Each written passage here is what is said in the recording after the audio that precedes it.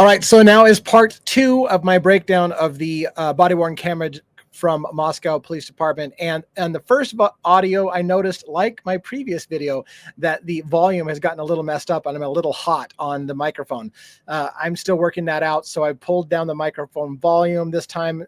If you notice a little bit of inconsistency, I got to figure out my settings, dial it in, and make sure that I am consistent from now on. So I might have been a little hot on portions of that last video, and I'm going to try to level this out on this one. I'm going to go ahead and put on screen again the audio footage and video footage from Law and Crime, the breakdown of the full 52-minute, and I've only done 11 minutes so far in 6 seconds. I ended part 1 with this moment where Jack DeCour arrives on scene very early in the crime scene, and immediately Dylan goes and approaches him. I gave you my opinions on what that means with Dylan approaching Jack DeCour early on, or what my initial thoughts were. So let's continue on with the breakdown and get right at it.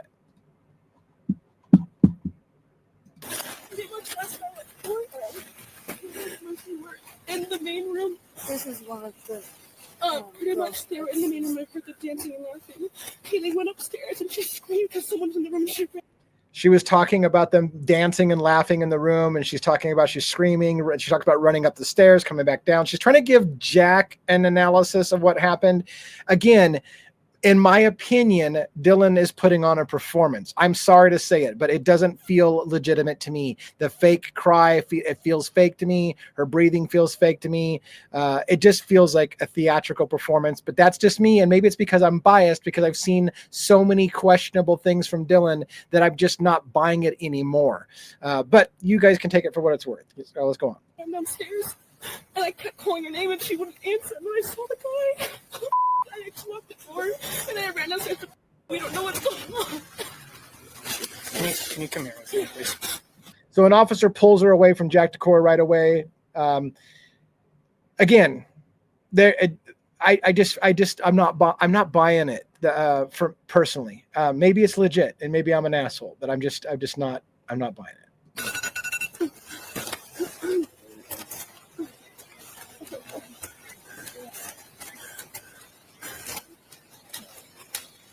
Now, that might be Bethany in the blue shorts. I'm not 100% sure.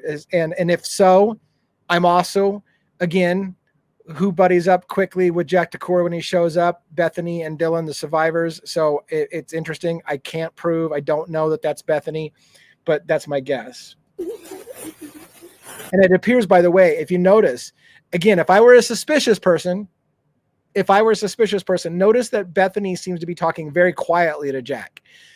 So if that's Bethany, so Dylan immediately approaches Jack. She has a conversation, starts to break stuff down in front of him. The officer pulls Dylan away. Bethany goes to Jack, and it seems like they're having a quieter conversation. Break Fire 3170. Could you guys grab some blankets for all these people out here? Oh, okay. Nope. Just come over here with me, please. Now, on the positive side, I did say that I was critical about why people weren't separated. He does separate Dylan very quickly after they've already been standing there for it felt like an hour, but right, it's 11 minutes since the officer arrived. So there you go. I got a timestamp. Felt like an hour. It's actually 12 minutes. But he did separate her from them right away. So kudos for that. That's what I'm looking for, is when were they separated from each other and gave their first statements. Just give me 1 second, please. I'm going to get your name and information. Just 1 second. We'll get you a blanket and stuff, all right?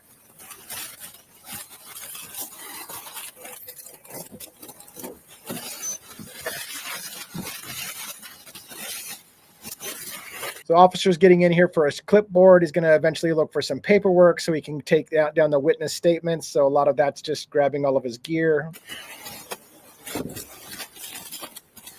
Thanks, guys. Yeah, EMT's coming up with thermal blankets, of which Dylan's going to use her thermal blanket. You're going to see just for her feet down to stand on because she's barefoot on the ground. A lot of people are wearing shoes. Interestingly enough, I think if you look in the distance, it looks like Bethany also is barefoot. So Dylan and Bethany came out of the house barefoot. Everybody else that's come over has come over in shoes. I just find that a little bit, just pointing out what I see. Again, Dylan will stand on her thermal blanket. Other people will wear thermal blankets. So we'll continue on. That'd be good for now, and then maybe the big white blankets whenever you move on. Actually, you guys probably just hang on to these whenever. Does that ambulance on its way? No, yes, it does. Okay. We would like a blanket right now. It's temporary. Would anybody like one for your feet to stand on? Okay, I'll let you. Thanks, man. Yeah, thanks. Yeah, if that ambulance shows up, that'd be great to grab some blankets. Now here comes Jack DeCour. So again, I feel like Jack and Bethany have had a conversation, no big deal. But now Jack DeCour is going to more confidently approach the officer in the middle of his investigation with Dylan, trying to ask what's going on in the house.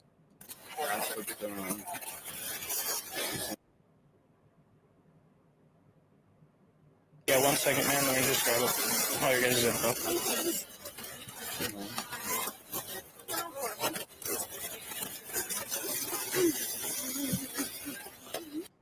It looks like, now that I'm looking at it a little bit better, if that's Bethany in the blue shorts, it does look like she has something on her feet. So slippers, sandals, something, I don't know.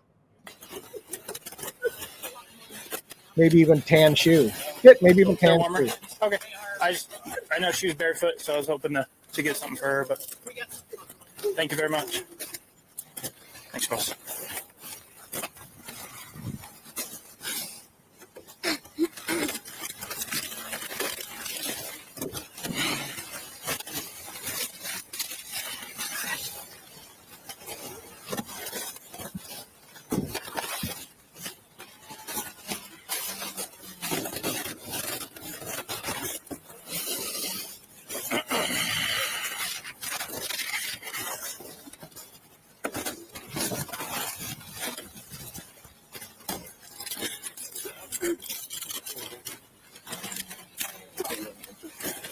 So you see in the background, a lot of the witnesses have now been given blankets. I'm imagining it's a little cold out there. Obviously, you see snow on the ground.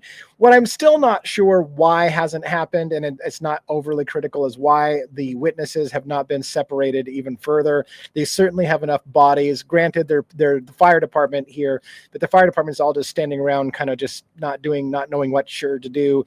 Doesn't seem like EMTs have gone into the house, or any paramedics gone to the house. I find that odd. Again, not conspiratorial odd.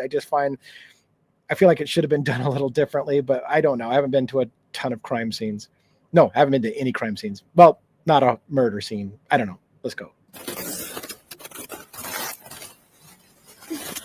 Okay, what's your last name?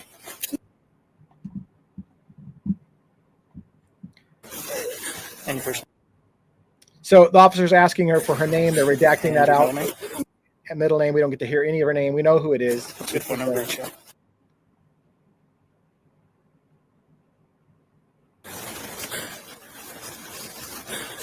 Okay. And is this your address? Yes. What's that address? 1122 King Road.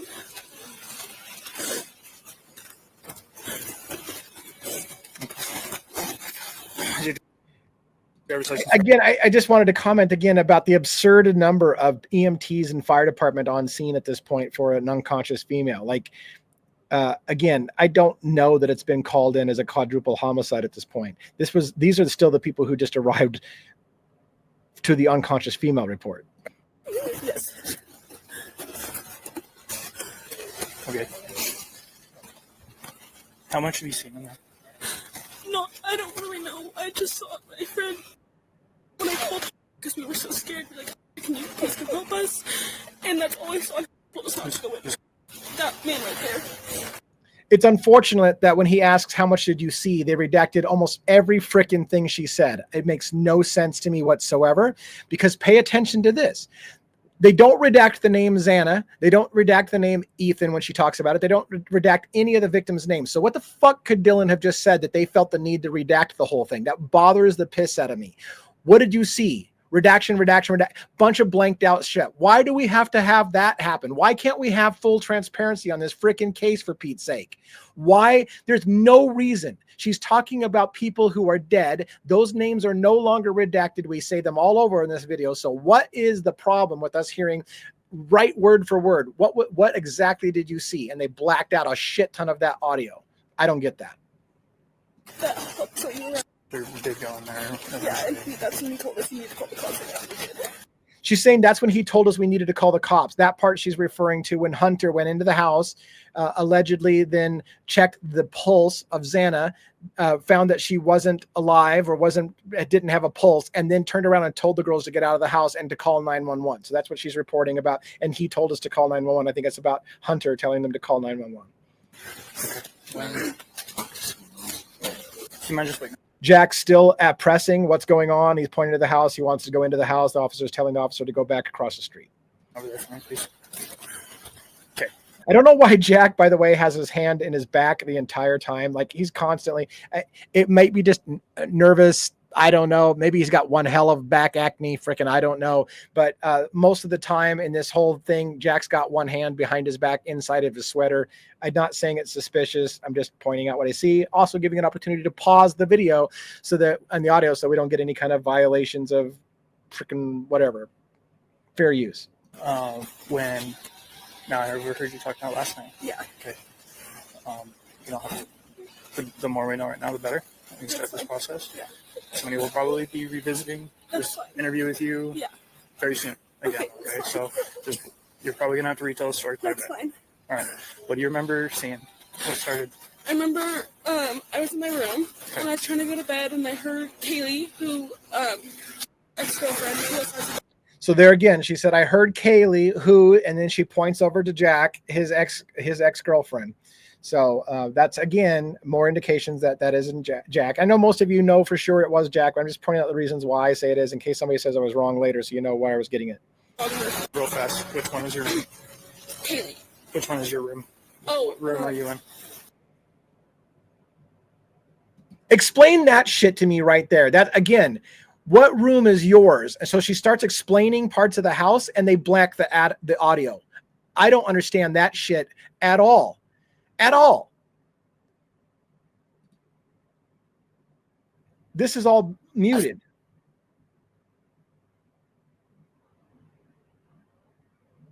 All that's muted.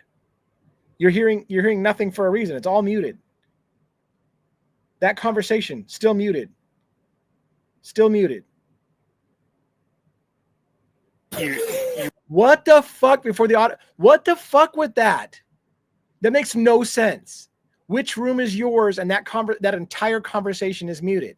Again, I'm not saying it rises to the level of conspiracy, but I see no reason for it whatsoever. Even if she was describing where her room was in relation to the victims' names are said all through the audio. So that's not what she's talking about. And again, I'm not saying there's a conspiracy afoot here, but I don't understand the purpose for that. The only thing I can anticipate happened there is somebody in the background said something that needed to mute the audio because of what was said in the background, and you would have heard something you weren't supposed to hear. It's the only thing that makes sense, because what she's talking about should not be secret information. So the only thing that makes logical sense to my brain is somebody close to that officer picked up on camera, said something that we weren't supposed to hear because of privacy issues or whatnot. We're in that room? My room, not Xana's room. My room. And your room is this one right here? Next to the stairs. That one is Xana's room. So she did say her room is next to the stairs, and she pointed that one and pointed further off as Xana's room. Again, when we were talking earlier about the blacked out area where I was saying, why is it blacked out there? I think that was the hallway down to Xana's room. It makes sense by where she's pointing in the house as well. So that was kind of my misunderstanding of the floor layout at the moment. But she's pointing out her room was by the stairs. Second floor room. Second floor. On the second floor. Okay. All I heard was I heard go upstairs. Like, okay, I'm gonna go to sleep now because she's going upstairs. And you heard who go upstairs? So now she's saying in this, she hears Kaylee say, okay, I'm going to sleep now, so I'm going upstairs. Which every time Dylan tells her story, she adds new flourishes or new details, which to me is an indication of somebody making up the story on the fly. But that's just me. Kaylee and the dog Murphy. And she's talking about Kaylee is the one who said that, and the dog Murphy. So it indicates Murphy is free and loose at this point, going upstairs when she tells Kaylee, okay, I'm going to bed. I'm going upstairs. And upstairs to the very top? Yeah, that's where her room is. And remember, Kaylee's bedroom, while upstairs on the 3rd floor, because she says that's where Kaylee's room is upstairs. Kaylee's room, Kaylee hadn't been staying there for about 3 weeks, according to many sources. She was staying in her home, I think in Coeur d'Alene. She had only come back to the house this night, the night of the murder. Well, the night before maybe, but just for the weekend to hang out one last time with them for the weekend before heading off to her new job in Texas and all these things, which again, in some of the theories that are out there, is Kaylee was lured back to the house. Kaylee received different wounds, more significant wounds than anyone else, because she was the target. That was some of the early indications from many sources. And at some point that narrative shifted and Xana became for a while the target. And then the narrative shifted again. And then Maddie became somebody that Brian Koberger may have seen and became obsessed about. And that was the one that stuck in everyone's head for forever. Oh yeah, Brian Koberger must have seen Maddie at Mad Greek Restaurant, found her, she was so beautiful and smitten with her, and he couldn't have her. And because he can't have her, he decided to kill the entire house. That's the thing that made sense. And they said it over and over again with no support whatsoever that Koberger ever went to the Mad Greek Restaurant and saw Maddie whatsoever. I have always had a problem with why the narrative shifted. Everyone in the investigation early on, both Moscow PD and Idaho PD, are looking into Kaylee over and over again. Who is Kaylee seeing? Who is Kaylee sleeping with? How much money did the guys make that Kaylee was with? How come she was handing out so much money everywhere? Kaylee. And that was the one that they thought was the target because of the wounds on her. And at some point, some MFer shifted the narrative in this story to be it's about Maddie at a Mad Greek restaurant with a connection to Koberger that does not exist. And I find that shit bothersome and always will. Let's continue. Okay. And then all of a sudden I heard her walking up. I heard her scream, and she ran upstairs because she saw someone. So she's indicating she heard Kaylee on the main floor with her, said, I'm going to bed for the night, takes Murphy upstairs. Then she screams, she says, and runs back downstairs. Later on, Dylan will tell us she didn't really think anything was all that important going on in the house. She wasn't sure what she saw. She might have dreamt the whole thing. It may not have happened. She didn't really think it was all that concerning. But at this moment now, she screams. Kaylee screams, runs back down the stairs, and the bullshit continues. That's what I'm pretty sure she said. Someone's here, and she screamed and just ran downstairs. So she goes upstairs, she screams, someone's here, and she runs downstairs. Now, again, this is Dylan telling us that Kaylee went up the stairs, screamed, said someone's here, and then ran back down the stairs. Later, Dateline NBC will tell us this narrative, that the killer entered the house, narrowly missing Xana, who had gone into the kitchen to get, or to put her food down from that she had ordered from Grub Truck or whatever, and that they narrowly passed each other. The killer slipped past Xana on the main floor and Dylan on the main floor, went up the stairs and began attacking Maddie and Kaylee upstairs. During that attack, according to Dateline NBC's best guess of what happened that night, Xana is the one who went up the stairs, caught the killer in the middle of the killings, and they didn't say scream, but ran back down the stairs. At which point their narrative was the killer became panicked, dropped the knife sheath, and chased Xana back to her room and killed her in her room. After killing her and Ethan in that room, sat down for a moment in a chair and then left the building, at which point Dylan will see the killer pass her as he's leaving that room. That was the story. Listen again. Killer goes up and kills Maddie and Kaylee. Xana comes up and says, or screams maybe, catches him in the act and runs back down the stairs. But Dylan, in her confusion, drunken state, or just bullshit narrative that she can't keep straight, believes that it was Kaylee that went up the stairs and ran back down the stairs.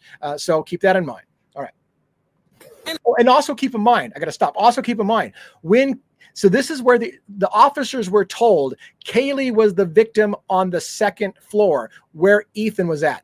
That's what they said. They came in there looking for Kaylee. Why would they look for Kaylee? Because according to Dylan, Kaylee was on the second floor, went upstairs, screamed, someone's here, and came back down to the second floor. She led officers to believe it was Kaylee that was in that second floor bedroom where Xana's at. Originally, that became part of the confusion. I called for her name, but I jumped up and locked my door because I was so scared.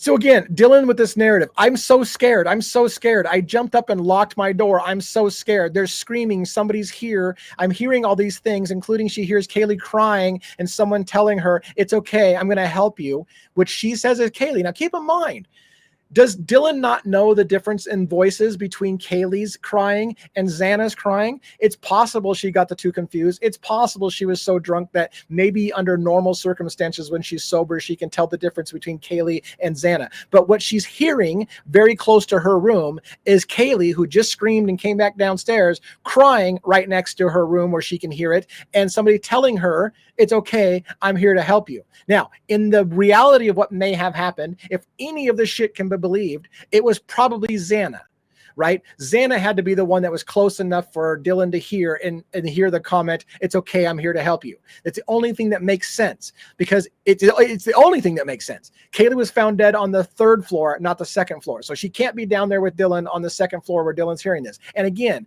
I'm so scared, I got up and locked my door. Then later, we're not sure what happened. I think my friend was just drunk on the floor. I'm going to call some friends over, no big deal. Oh my God, somebody died in here last night? Which one are we going to believe? And then I heard someone in the bathroom, and I heard her crying, and I heard some guy say that you're going to be okay, I'm going to help you. And I kept calling her name, but she wasn't.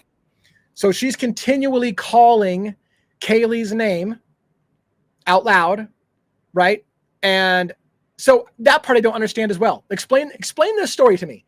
You're so scared, Dylan, that you lock your bedroom door, but then you're going to alert the killer that you're in the house by calling and crying out to Kaylee. You just locked your door. You're terrified of what's happening, and yet you're calling out. None of this shit makes sense at all, in my opinion. And again, what bathroom is she hearing this from? There's a bathroom on the floor near her, so that would be the bathroom you'd imagine, not the bathroom upstairs. So, but Kaylee can't be here on the 2nd floor, right? She can't. Answering, and then I opened the door for a second, and I saw this guy, and he was not insanely tall, but he was wearing all black and like this mask that was just covering his forehead and his mouth.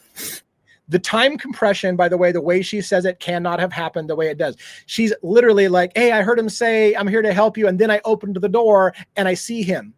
That can't have happened that quickly. Could not have happened that quickly, right? So she's compressing time and she's trying to run everything together and just hit the highlight notes or whatever the point be. But she could not have literally just heard Xana or Kaylee crying and him saying, it's okay, I'm going to help you, then immediately open the door and see him standing there as he's leaving, because there's no time to kill anybody.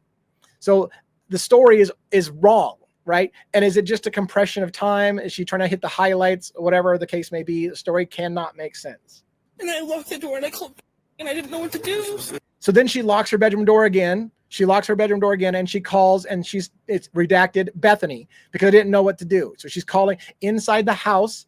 She's locking herself, barricading herself in the room and calling Bethany inside the house because she doesn't know what to do. Allegedly, the killer's got to be in the house still with her at this point. This is at 4 a.m., yes. Okay. And so then I just ran down to You left here? Yeah, I left my room down to she's. And again, horrible time compression. She hasn't even stated, I don't think at this point, that she watched the killer leave the house, but she's like, hey, locked the door, called my friend, and then I ran downstairs. So the story's all discombobulated, and maybe that's panic, maybe that's on the scene jitters, whatever the case may be. But what you guaranteed is the story, if the officer's taking it down verbatim, the story's wrong. That one with the white blinds at the very bottom. I ran down there and we talked, and we just locked the door. We didn't think anything of it. We're like, nothing happens in Moscow, so we just like. So let me get this straight, Dylan. I hear a scream. I hear my friend scream. I hear crying. I hear a stranger telling her it's okay, I'm going to help you. I see a strange man who scares the shit out of me. I'm locking my door. I'm calling my friend who don't know what to do. She tells me to come down. And so we locked the door again. And then I say, you know what? Nothing's really happening. Nothing happens in Moscow. I'm in the fucking Twilight Zone. You can't have it both ways. I'm barricading myself in rooms, locking the doors, and then we don't have to worry about anything. Nothing happens in Moscow. Tried to go to bed, and then we woke up. And then we tried to go to bed, and then we woke up. That is a lie. 100% a lie. Everyone knows it's a lie. There's no question anymore. Those girls were on the phone texting people all night long and into the morning. They were never asleep. That was a lie. That didn't happen. Now, some of you that want to paint this great story will say, oh, they fell asleep for a while, woke up, texted a couple times, went back to sleep, woke up, texted a couple times, went back. Whatever you need to do to sleep well at night, you're going to still believe that her story can be correct, that somehow she went to sleep and texted because she just woke up, texted, went back to sleep, woke up, texted, went back to sleep. Whatever you need to do to make yourself feel better at night. The story is horseshit. It didn't happen the way she's saying to this officer. And it was weird because none of our roommates were up, and we called all of them. They were not waking up. And so the next morning, again, you're in the house. You're in the house with your roommates. Walk out of the damn bedroom and walk upstairs and check on your friends. No, we're going to call all of our friends. Why? Because they're terrified. They know something. No, we're not terrified. Nothing happens in Moscow. Do you understand how none of it makes sense? None of it. I'm going to call my friends. I don't think anything's wrong because nothing happens bad in Moscow, but I'm not going to just walk out of the damn bedroom and go check on them. I'm going to call them, and I'm really worried and really scared now because nobody's answering the phone. But nothing happens in Moscow, Dylan, so it's okay. Like, this is weird.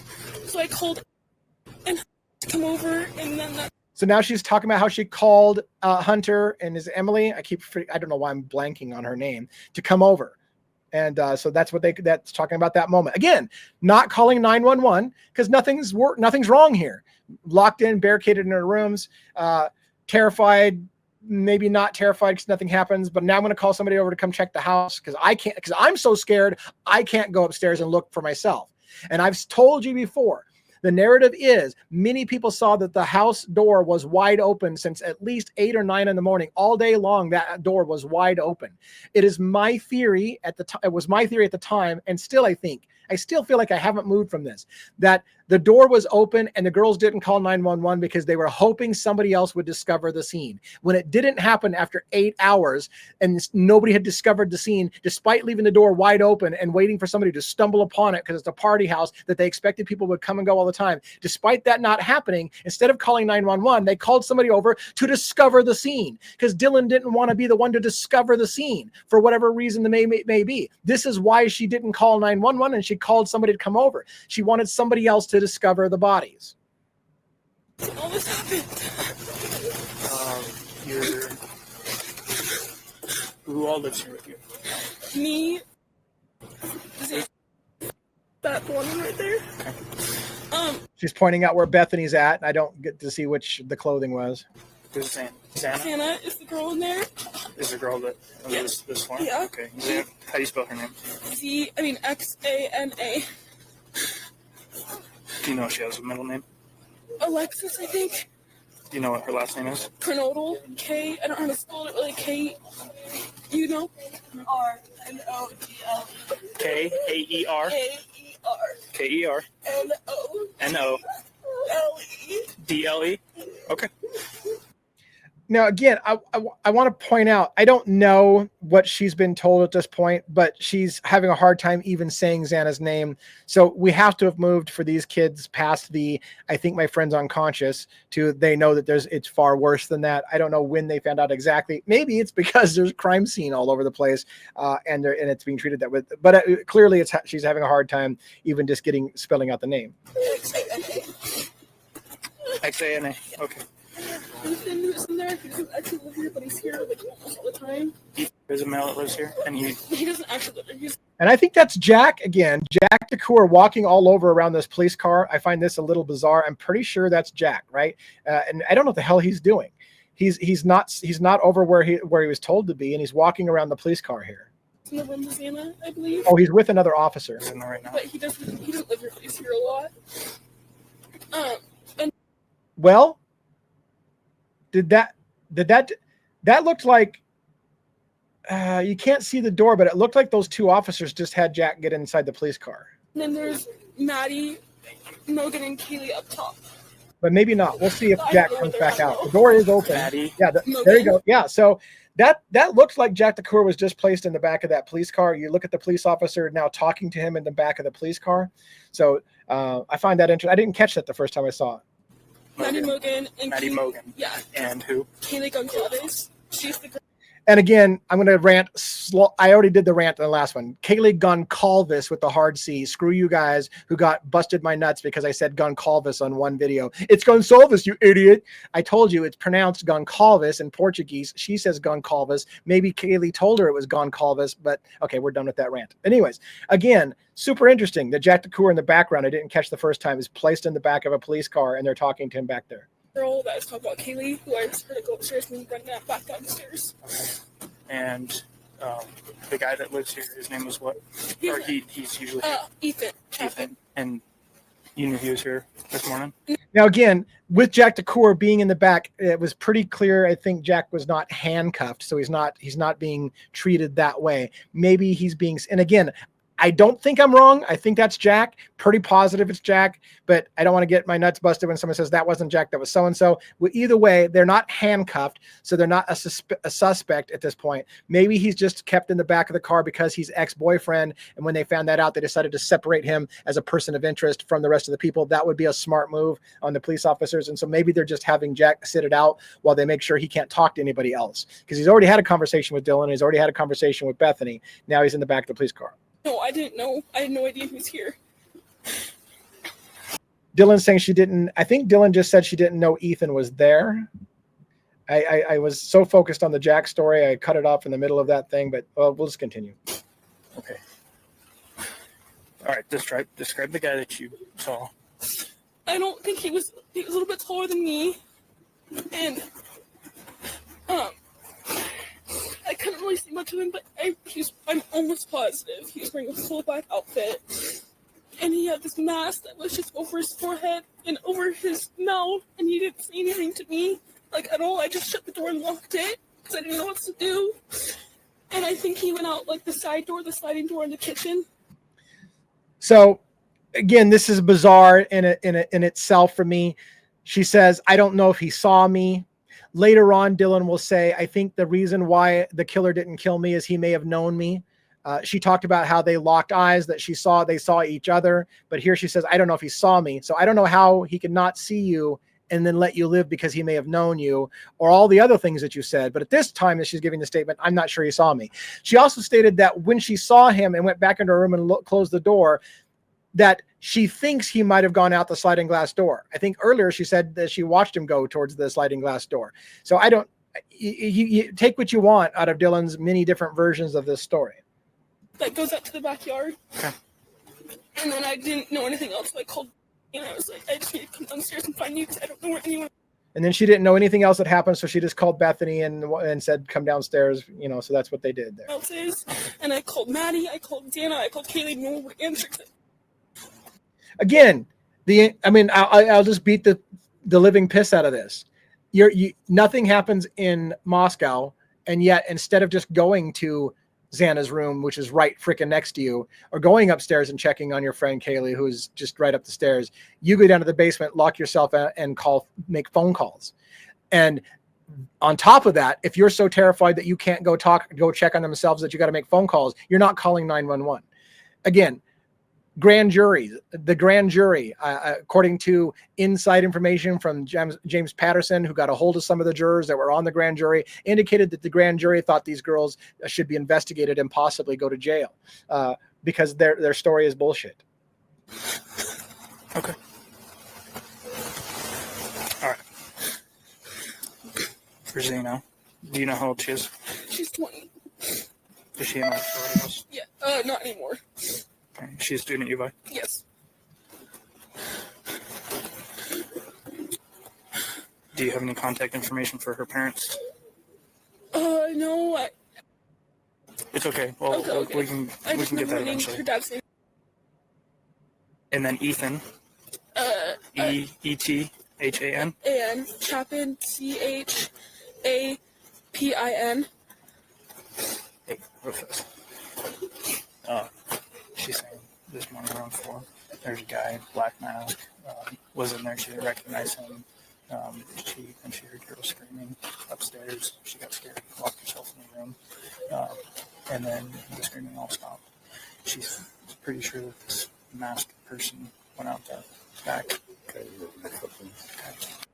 So you can see there's several things going on. One officer is relating to the other officer what Dylan just gave. He was kind of quiet about it. So allegedly, like, Dylan can't hear what he's relating of what Dylan said. You see in the background an officer looking through the windows of this black SUV and trying to peek in to see what's going on in the car. So a lot going on here in this scene, but we'll continue on. And right now I'm getting all the information. She knows where the two girls are. It looks like he's actually got a camera and he's taking pictures of inside of the SUV is what it looks like in the background. I haven't told her who's deceased or anything like that. They just dance. And there, right there, I think he's taking a picture of the VIN number on the vehicle, probably in that front window. 4 people that are unaccounted for right now. Yeah, so you can see the officer in the background going and photographing all the cars that are parked there. No big deal, just pointing out what I see. Whose dog? Who owns a dog? So the officer that came up to the scene where Dylan's being interviewed is asking now about the dog. They want to know who the dog is. So now she's telling her about Murphy.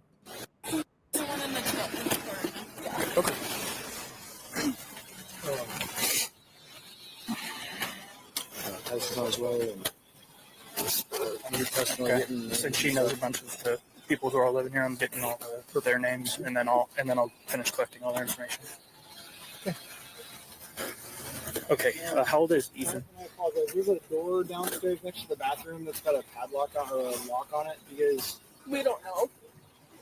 So again, now's the first time that the officers are asking about the door that's still locked on the main floor. I find it a little odd, not conspiracy theory, but I find it a little odd that officers clear the house without wanting to break down that door, that they don't think somebody could be barricaded in there, including maybe even the killer, maybe secreted in the house still. They just kind of casually come up now and go, hey, by the way, there's a locked door in the house. Can anybody tell us how to get into the locked door? I find that, again, not conspiracy theory, but I find it a little odd that they cleared the house without having already checked doors that they couldn't get into in the house. okay, who has access to that room? Okay, so it's not something you guys normally. No, we have no idea what it is. Thank you guys. So the kids are basically saying they have no idea what's in that room. I think from what I've gathered from the police reports, it is a furnace for the house. The landlord probably has the only code for the door, doesn't give it to the kids so they can access it and screw with the house. Okay. So Ethan, how old is Ethan? I believe he just turned 20. 20. And it's Chapin, Chapin. Yes, I believe. Okay. Do you happen to know either of their date of birth? No, I know Sienna's date of birth. Okay. No worries. And Ethan's also a U of I student? Yes, he is. And you don't see him here right now? You see, but pretty sure he's in that room. I think so. I think it's what told me. I don't know for sure. All right. And then the 2 additional roommates that aren't here right now, They're not. that aren't here with you, Yeah. what are their names? Maddie Mogan, MADDIE MOGEN. And then Kaylee, KAYLEE. Goncalves, GONCLAVES. Goncalves with the hard C, screw yourself. All right, it's gone. That's how you spell it. How old is Maddie? 21. Or 21 or 22. I can't remember. They're both over 21, but I don't know exactly. I think so. As an interesting aside, Ethan, she lists as 20. I think Xana, I can't remember what she listed at her age, 20. I think Kaylee and Maddie over 21, which is why they're at the bar, because they were older and can go to the bar. So anyways, that was just kind of like some interesting pieces there. You saw in the background, the officers photographing all the cars in the area. Now another officer's approaching. How old is Kaylee? Over 21. I believe she's 21 or 22. Sorry, I don't fully remember. That's okay. You're doing great. Thanks. I'm asking a lot of you, so Sorry, I appreciate you. I'll say anything. You're doing very well. Do you know if the other 2 girls are upstairs or not? Right now, what we got to do is we got to process this whole Okay, thing. that makes sense. So, Dylan asks about the other 2 girls upstairs, and the officer doesn't tell her that they're deceased. He just says, we got to continue to process things. I don't know what I'd be permitted to. That's fine. Right now, That's okay? fine. I understand. Okay, let's go back. I just want to Make sure we're getting everything. So you're sure at about 4 this morning? Yes, it was 4:10. You first noticed a guy. Well, I first noticed. She said it was about 4 that morning, 4:10. And now she's going back and repeating. He's having her kind of repeat some things. This Kaylee go upstairs and scream and run downstairs. So 4 this morning, went upstairs. Yeah. To the way top. Yes, to her room with Murphy the dog. Okay. And then you heard. I want you to pay attention to the other details that are little stuff to pay attention to. If Kaylee is downstairs and tells her I'm going to bed and Murphy's loose in the house and Kaylee goes upstairs, screams and comes back down the house, how does Murphy get in the bedroom when the police show up? How does Murphy not track blood all over the house if it's loose? The million-dollar question that people have been asking is, was Murphy behind a closed door? Was Murphy in a crate? How is Murphy able to go around the house and not track blood anywhere? And according to her story, Kaylee's got Murphy, screams and comes back down the door. There's no time to put Murphy in a bedroom. So Murphy's got to be loose. Just working through the narrative in my head the way she's explaining it. Kaylee scream? I heard her scream and run as fast as she could downstairs. And she said, someone's here. So she clearly heard somebody scream, someone's here, and run down the stairs as fast as she can. But she's not concerned that anything bad happens in Moscow and doesn't call 911. She ran downstairs? Yes, I could hear it. You can hear everything. I'm not sure I heard her run downstairs really fast. And again, just a cute aside, I can hear everything, Dylan says. I can hear everything. Great. And then I heard Murphy barking a lot. Okay. So now she hears Murphy barking a lot. Is Murphy loose in the house on the second floor, third floor, bedroom upstairs? We don't know. She's not giving enough detail. And then I heard her going to I think it was the bathroom, and I remember her sobbing, and again, she believes at this point it's still Kaylee. Then I heard her go into the bathroom, and I believe that bathroom was going to be on the second floor with her. I remember hearing this guy's voice, and I didn't recognize saying, "You're going to be okay, I'm going to help you," but it wasn't like, I don't know how to explain it. Like, it wasn't in like a nice way, it was like a weird way, like a weird tone. You're going to be okay. I'm going to help you. Yeah. It's interesting that she says he said it not in a nice way, but in a weird way. And to be fair, if the killer is about to kill somebody else and he's like, "Oh no, don't worry, I'm going to help you," it would be kind of creepy. But anyways. You didn't hear anything from Kaylee anymore? No, after that I didn't hear anything. And then I didn't hear anything from Kaylee anymore. Again, I'm trying to work out the narrative. You hear Kaylee run right down the stairs after saying someone's here. You hear her in the bathroom, where presumably is right near you. The dog's barking his head off. You hear a man say, "I'm here to help you." And then I hear nothing more from Kaylee. So how did she get back upstairs in the bedroom with Maddie? Anyways. So then I kept calling for her name. I called on my phone. I called Xana, Maddie, and Kaylee. None of them answered. So then I opened up the door to look, and that's when I saw the guy pass by. He looked at me, but he didn't come towards me. So according to her, she calls all the friends in the house, all of their friends in the house, well, except for Bethany. She calls Xana. She calls Ethan. She calls Maddie. She calls Kaylee, I think maybe she said. And then, after calling all her friends, she opens the door and sees the killer walk out. Say anything, which was really confusing to me. I don't understand that. And I'm pretty sure he went out the side door. So again, I'm not sure if I've ever paid attention to the timing, but if that's the case, then all the timestamps where she says she's calling all her friends, the killer still has to be in the house. Because she clearly said, "I called all my friends and then I opened the door and saw the killer." So we know the killer, if we start doing really deep dives, and maybe everybody's already done this already, if we do really deep dives, then we know that the timestamps that they give us when she called all those friends the first time, the killer's still in the house, according to her. And then I called and said she thought maybe there was a fire or like a firework. We didn't know. She heard this loud noise and there was a light. So here's where she's talking about the detail that was hidden for the longest time. Why they hid this, I don't know. Bethany heard a firecracker or some kind of noise and a light flash That was something that was never put out into the public for the longest time.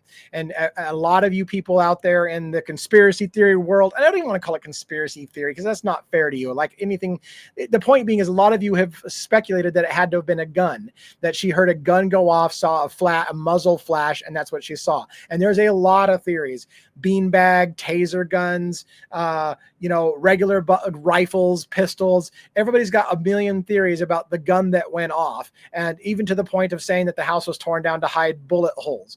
Again, for me personally, I don't have a problem with anybody going down those holes and seeing if there's something there. There was an expert brought in by the defense who was an expert in ballistics and firearms that was brought in. And I thought it was weird because I was dismissing entirely that a gun was used in this commission of this crime. Brian Koberger, by the way, we found out recently through new documents, had a gun on him, they said, at his arrest, but didn't grab it or go for it or whatever. That was a weird thing that I saw in one of the documents, that Brian Koberger had a gun, quote unquote, on him when they made the arrest. By the way, I've also heard now in those documents, and I'm not done going through the Idaho documents, I've also heard now that Brian Koberger never put trash in the neighbor's garbage can. If that comes out, if I find out that that's true, that they confirm Brian Koberger never put trash in the neighbor's garbage can, do you realize most of America had Brian Koberger pegged as the killer because of that piece of information alone? What kind of creep is up at 1 o'clock in the morning taking out trash in plastic baggies and putting it in the neighbor's trash can? That convinced everyone in America that there's no way that that guy is not the killer. That's just creepy, dumb shit. And now I heard somebody say, oh, by the way, Devil's Advocates, have you got to the part yet where they admit that Koberger wasn't putting trash in the neighbor's trash can? I'm like, no, I want to keep my sanity for a little bit longer. I'll hold off on that and wait until I see it myself. I hope that's not going to come out because that's going to make me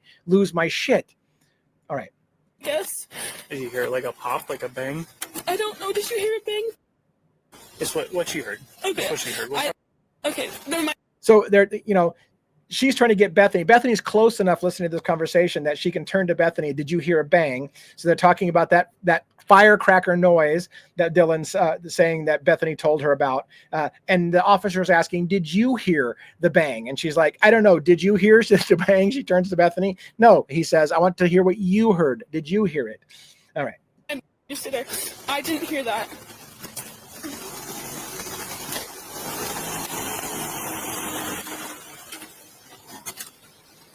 So Hey, where are you going right now?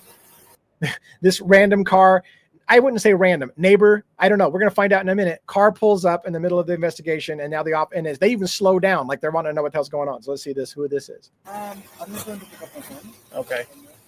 Where's your friend live? To the left, please. Yeah, So this person's here to pick up their friend, he said.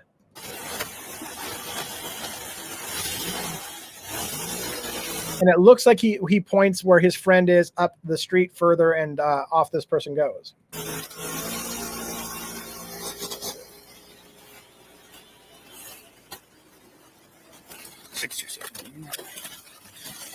Okay.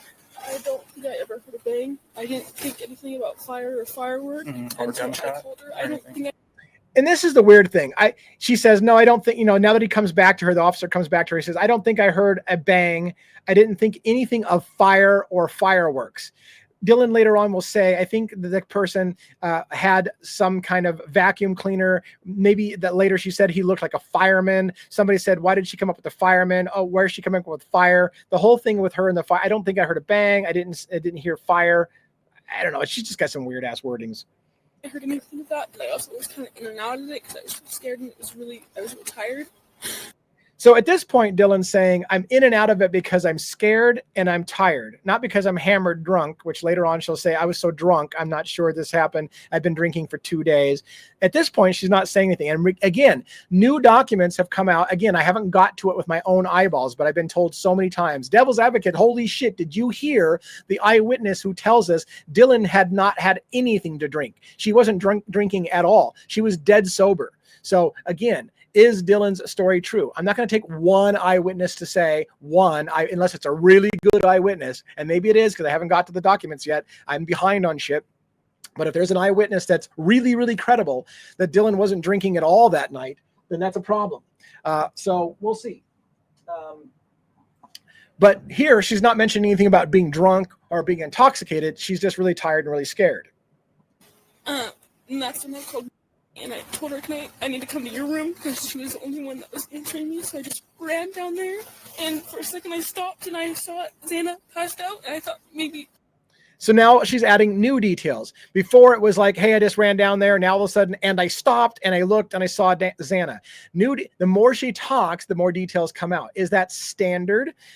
Is that understandable as her brain is going through the thing again? Oh, let me add this detail. Or is she, I don't know. Like, we're just going to listen.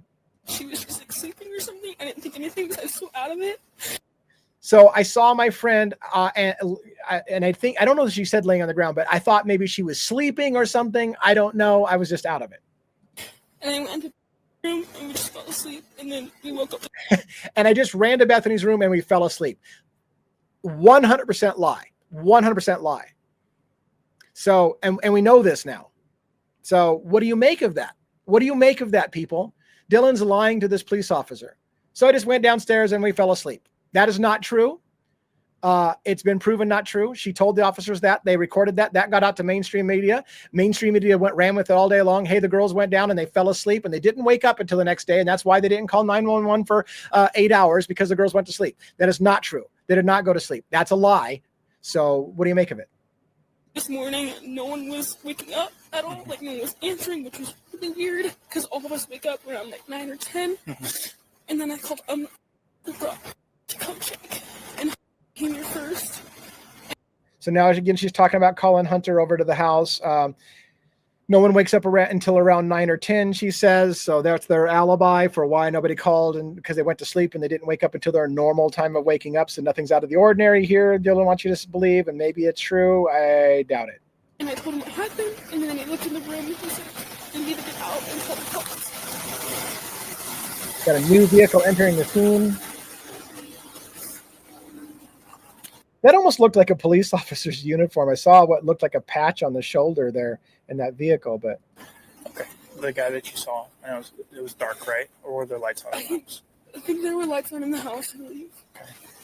So testing about the whole, so it was dark or there was lights on the house. I think there was lights on in the house. Later on, the question about what lights were and weren't on the house, once again, shift. I don't really know what he looked like because he had a mask, but he wasn't like super tall. How tall are you? I'm 5'10". I think it was maybe my height an inch or two higher or lower. I can't really remember. So it's funny that the narrative basically painted how accurately Dylan depicted the height of the killer, which helped them identify Bryan Kohberger was consistent. So she lists herself as 5'10". She says, I think he was my height, maybe taller, maybe shorter. Literally, that's what she just said. That's literally what she just said. I think he was my height, maybe a little taller, maybe a little shorter. But then they ran with, well, she identified positively the killer's height as being Bryan Kohberger's height. So about 6 foot. I think so. So then he interjects. So he's about 6 foot? I think so. That shit right there bothers the hell out of me. She just said, I'm 5'10". I'm 5'10". He was maybe a little taller, maybe a little shorter. So 6 foot? Yeah, 6 foot. What? Around there. How was he built? Now, granted, 5'10" to 6 foot is 2 inches. So it's fair. But again, she also said could have been shorter than her. Fat, skinny, stocky. More like skinny, but like basketball player kind of skinny. Like not too skinny, but like almost fit skinny in a way. That's what I think. I don't know for sure. And then the voice, he said, when he said those words, you didn't recognize that voice before. I didn't recognize him or his voice. I mean, I also couldn't see him, but I didn't recognize that voice at all. It didn't even cross my mind if that could be. Did you guys have a party last night too? Or? Not tonight, but there was and we had like a formal thing beforehand. That was 2 days ago. And that formal that she's talking about, that was 2 days ago. I think that was the formal that she was inviting Kaylee to be her +1 at. And again, there's a lot of discussion about whether or not Kaylee and Dylan were good friends. It seemed like there was a lot of indications that Dylan didn't like Kaylee, which made it weird that she ended up getting Kaylee to come be her +1 at a formal, if that's the formal they're talking about. Okay. Is there anything that popped out about that event that was concerning? No, I mean, because Ethan, he is in Louisiana, and who are dating Louisiana went there. I was. And you can hear Dylan calming down, right? There was that moment early. Again, pay attention. 8 hours have gone by. 8 hours. But when the police arrive, she's all frantic, can't breathe, can barely move. And she's just constantly, even though 8 hours have gone by, she's in a panic state. Now, as the interview is going along, and perhaps, and if I was a skeptical person, as she feels like the officer is buying her story, you know, if I were telling a story, I'm afraid, I'm terrified. If I'm telling a story, is this going to be a believable story? And as the officers treat, hey, calm down, you're doing great, you're doing a good job, reassuring her that her story is good for him, she's calming down and getting her nerves under control because they're buying the story. But that's one way of looking at it. It could just be that her nerves are finally calming. There for a little bit, and then I went to my friend's house down the street, and then I came back home with my friend. Another vehicle entering the scene. Everything was fine, nothing weird at all, nothing suspicious until 4 a.m. Okay. Nothing was suspicious until 4 a.m. I found that weird. Let's just continue.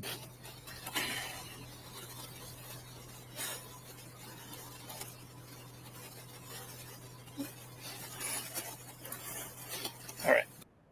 This is actually a good time to stop. There was a little break there in the audio. We're at about 55 minutes. I'd like to keep these at 1 hour chunks for you so you can break it up in your day. So I'm going to go ahead and put part 2 in the can. We're at 29 minutes of a 52-minute audio video recording. So I think we might be able to do this in 2 more parts at max, maybe 1 more part. Again, I'm actually watching this live as I'm recording this, so I can't tell you how long it's going to take me to get through it. But let's go ahead and break now for part 2, and I will get it uploaded to the internet so I can start working on part 3 for you. Thanks.